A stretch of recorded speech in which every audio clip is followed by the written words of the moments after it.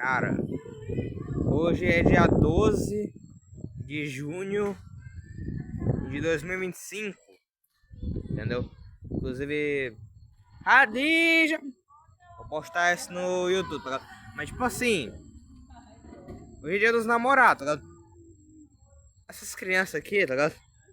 Tipo, as crianças que tem coelho também, etc, os amigos e tal, né? Os vizinhos. Então, as crianças fizeram uma fogueira, só que tá tacando fogo ali, velho. Cara, é muito fogo, velho. Vou filmar aqui, ó. Câmera ruim, viu? Mas tipo assim, dá pra perceber que tá tacando fogo e tudo.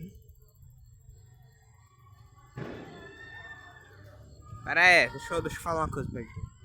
Mete um pano com água pra apagar a fogueira, meu. Mas não é pra apagar, cara. Você quer apagar a fogueira. Ó, eu não posso falar aqui porque eu vou gravar um. Tô gravando um vídeo aqui que eu vou postar no YouTube, tá ligado? Mas tipo assim, eu acho que vai dar ruim. Falou, viu? Tchau. Falou pra vocês, viu?